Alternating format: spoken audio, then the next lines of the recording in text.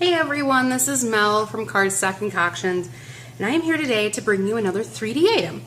And so this 3D item, wow, is my triangle box. So if you guys can see here, it's got a triangle at the top, and it's actually in the shape of a triangle. And it is about 1 3/4 inches this way. However, you can't quite fit 1 3/4 in there, but a re-inker does fit in here, so I thought that was really fun and cute. So let's go ahead and get started making this today. So don't worry about writing down any directions or anything like that. I will have everything posted on my site. Go ahead and click in the description bar below. It'll take you right to the tutorial. If you have any questions also, you can email me from that site. So let's go ahead and get started. So today we're going to be using, what is this? A Little Foxy Designer Series paper stack. It's adorable. It's got really cute colors in it.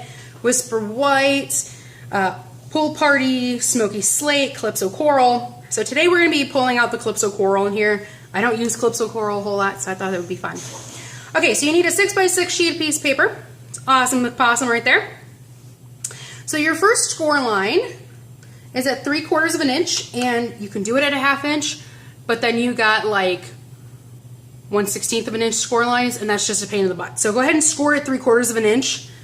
You're going to have a little bit bigger of a tab to put your adhesive on. That's okay. So again, 3/4 of an inch all the way down. Then you're going to want 2.5 inches. And then you're going to want 4.25 inches. All right, and then you're going to take your piece of paper and you're going to rotate it 90 degrees. And you're going to do 1 3/4 inch score line at the bottom. And you are done with your scoring. So, oh guys, I'm so sorry. The dogs have gone crazy. Our neighbors have landscapers, and I have 2 larger dogs, so you can definitely hear them. So okay, we're gonna go ahead and crease all of our score lines here. All right, so as we're doing this, there we go. Also, to let you guys know, on my site I do have my class list up. So I do have classes booked all the way through December at this stage of the game. Okay, I think we can actually see some of the score lines better on this side. So you guys have a thin triangle here and a smaller thin triangle here. Then you basically have squares here, here, and here. And then you guys have the longer triangles. Your squares is your bottom, and you're going to want to remove this smaller triangle right here completely. So go ahead and I snip at an angle. You guys are really great at cutting. You don't have to do that. But I do it for ease of closing. All right, we're going to get that out of the way. So then you're going to want to cut up your score lines to that score line that gives you to your base. Now, normally if you guys if we're doing anything with these down here, we tell you to cut first, fold second, and connect second. We're not going to do that this time. Add your adhesive. I'm using Fast Fuse. You may wish to use tear tape. Stampin' Up! Tear tape works wonders. Also, if you guys don't quite understand how to use Fast Fuse, it is a tricky process. So this one's not one that you can lay flat and then fold over. It doesn't quite work that way, either way you do it. So you are going to have to pick it up, line up your score lines, top, bottom, sides, all that kind of fun stuff. So that gives you the triangle shape. Okay, so then, you guys see all your bottom pieces here? There's no way that's going to close. Grab your scissors, go from corner. You're going to aim for the center here, but make it a relatively deep diagonal cut. Okay, and I would do all of the one side, and then I would turn it over and do all the other side. So we're going to make this a fairly deep cut. So now I'm going to turn it over and I'm going to do all my other sides. I found it easier to cut this way. I couldn't quite guess how to cut the other way. And as you're doing them, you're going to want to fold them over. So that is perfect. You guys are not going to see the bottom edge. It's going to be covered by all the other 3. So that right there, perfection. Cut them a little small, it's okay. So go ahead and keep going all the way around. And I check every time just to make sure if you need to trim off a little bit more, cut it a smidge of a deeper angle. It all works. Okay, so then you're going to find your back and make sure this is the first piece that goes in Figure out which side you like as your front. I like this one as my front, so that's my last piece to go on. We're gonna get these things out of the way here. Grab our adhesive and put some adhesive on here, and then just fold it over. There you go. All right. So then I just pinch my top pieces. I'm going to grab my 1/8 inch circle punch. Now, if you guys can see in here, you guys got this little oval. I take this corner and I go right to the edge of that oval. And I line up the top edge of the oval with the top edge of that guy. They're going nuts over our neighbors' gardeners, landscapers out here. Okay, so this very top edge of this metal piece, I line up with the edge of the page. That way I know it's gonna be the exact same spot all 3 sides. You guys probably can't see me doing that, but that's kind of what I'm actually doing.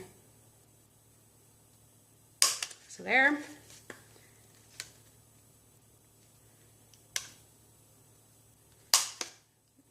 Didn't go all the way through.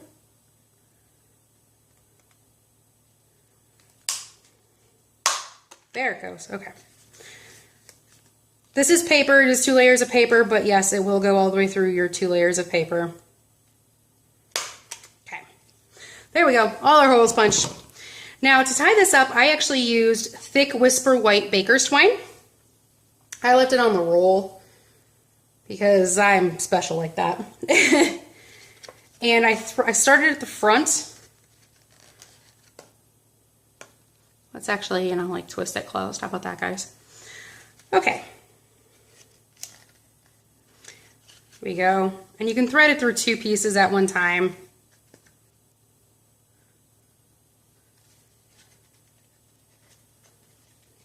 Actually, I'm gonna cut that piece off right there, just because it's giving me problems. It will fray as you kind of like, you know, wind or thread it through things, but all right, paper piercing tool. I'm having issues today, apparently threading stuff. Phew, I don't quite need that much thread, but that's okay. Last one here.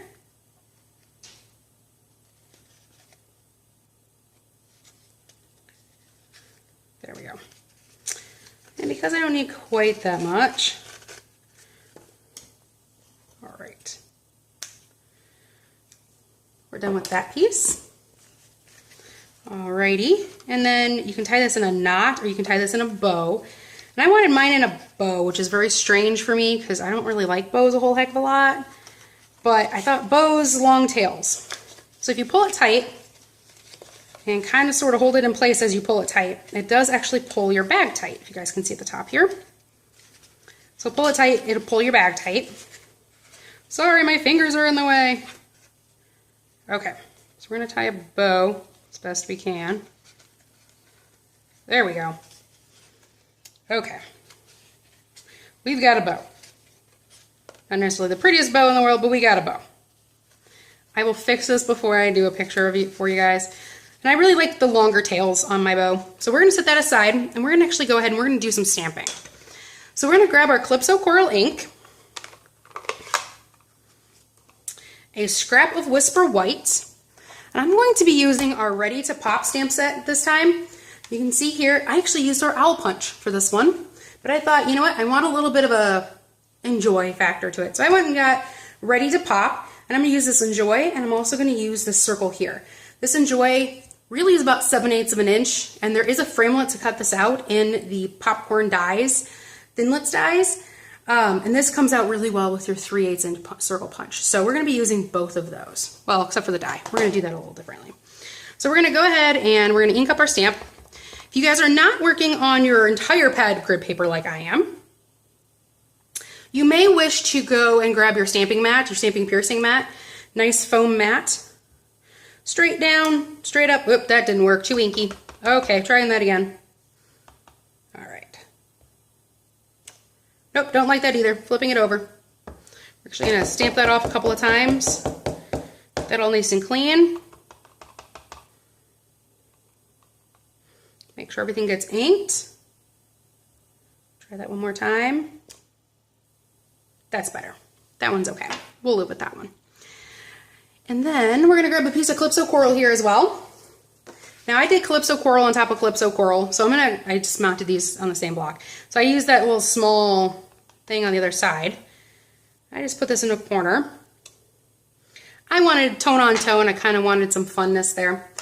All right, so there's that. We're gonna grab our 3/8 inch circle punch. We're gonna punch out around that. And it just fits, guys. I don't know if you can see that, but it just barely fits in there. But it does fit. If you have a 1/2 inch circle punch, that would also work. Oops. Wow. Grab the entire stamping mat with me at the same time. And then I'm going to grab our 1 inch punch because I wanted a border around mine. There we go. Now we're going to flip this over. We're going to add a dimensional to the back of this one.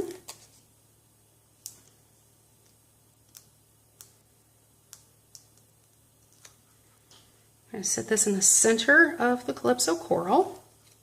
Flip that over, and we're going to add a dimensional to the back of that. And you don't bubble your punch when you do that. Your circle might actually come out a little bit better than mine did. We're going to set it up somewhere about right about here. And you have a cute, I'm totally going to fix that bow before, I take pictures of this stuff. So you guys have a cute triangle box. So if you guys enjoyed this project, please subscribe, like it. I would love to hear from you guys. Please comment as well. Let me know if you guys have any questions. Thanks a lot for stamping with me today. I'll see you next time. Bye, guys.